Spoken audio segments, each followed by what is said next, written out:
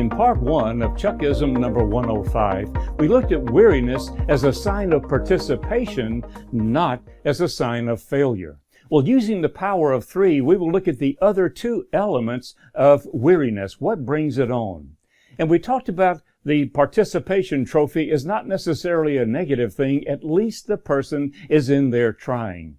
Well, the other 2 elements of weariness are persistence and collaboration. Persistence and collaboration. Let's begin with persistence. Who is the gentleman in this picture?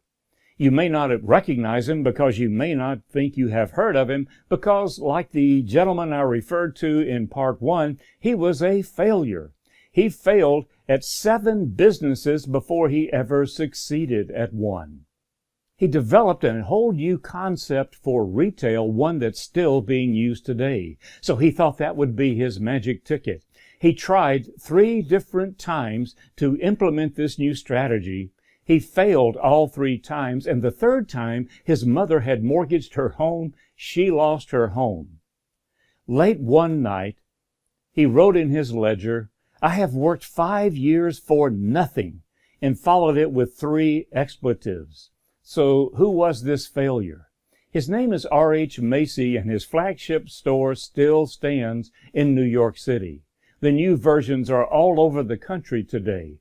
Well, what makes him different? What sets him apart? It was persistence. You just go back and try again. My first book was entitled The Theory of 21, because for every person who will say yes, there's 20 who will say no. You got to find that 21st person. You have to keep trying one more time.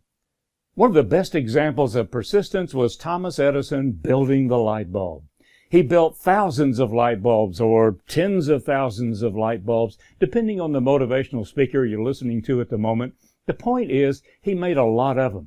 He did have a laboratory. He had a lot of engineers working with him, and they were trying his ideas. You don't have to do everything. You can have other people that you delegate to that can take your ideas and run with it. He made a bunch of them before he made one that worked, and he was pushing DC current versus AC current. One of his engineers was a gentleman named Tesla, who thought that AC current would be better. Well, he thought DC current would be better, so he and Tesla parted ways. Edison tried to implement DC current as the home electrical system or business electrical systems against Mr. Westinghouse, who was selling AC current.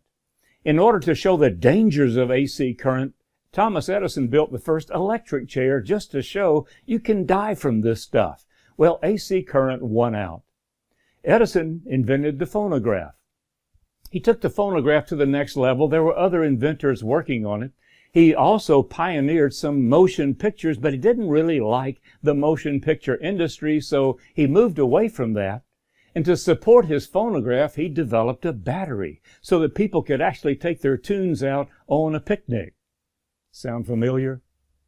Well, it worked for his phonograph, but the government heard about it and realized they could use his batteries to power their submarines. Another entrepreneur named Henry Ford figured out he could use the batteries to have an electric starter in his automobiles. See, Henry Ford wanted people to be able to start their cars without getting out in front of it in bad weather and turning a crank. Well, this started a collaboration that lasted for a lifetime. Henry Ford was another entrepreneur. He did not invent the motor car, but he had an idea. He said, let's find a way to make it practical so that everybody can afford one. He pioneered the use of the assembly line so he could reduce production costs. He said any color as long as it's black, because adding just one more color would significantly slow down the production of the cars. His banker told him, the motor car will never replace the horse. Now, if you were an entrepreneur and you had bankers doing this and you were trying to do that, would you give up? Henry Ford did not. This collaboration that began with these 2 men, began with the battery, grew to where they were using it frequently. They visited each other's facilities. They collaborated often. Ford visited Edison once, and while he was visiting there, the phonographs that Edison was making used a cylinder to record the music, and Edison wanted to use a disc instead, sort of like an LP record. So he told his engineers, let's do a disc instead of a cylinder. And while Ford was there, his engineers came in and did this elaborate presentation, and it was on the theme of, it can't be done. How do you think Edison responded to that? Simply, well, build it anyway. And they did. Later on, Henry Ford gave his engineers an assignment. He wanted them to build a shiftless transmission, like an automatic transmission. So his engineers came in and did a presentation that showed why it can't be done.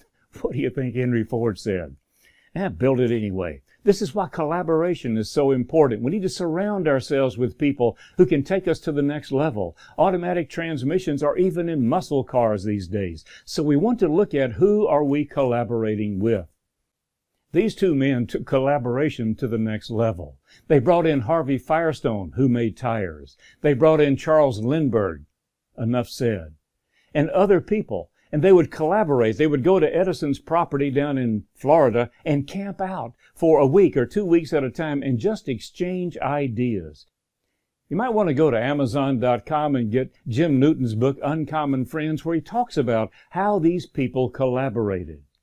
So, who's on your collaboration team? Now, you might call it a mastermind group or a personal advisory board or a cohort. It doesn't matter what you call it. Just have one so that other people are helping you while you are helping them. Lee Iacocca, also a titan in the automobile industry, turned around the Chrysler Corporation, but he said one time, if I have two executives who think alike, I've got one too many executives. You don't want everyone who thinks like you, who thinks just like you, and agrees with everything that you say. So here are the rules.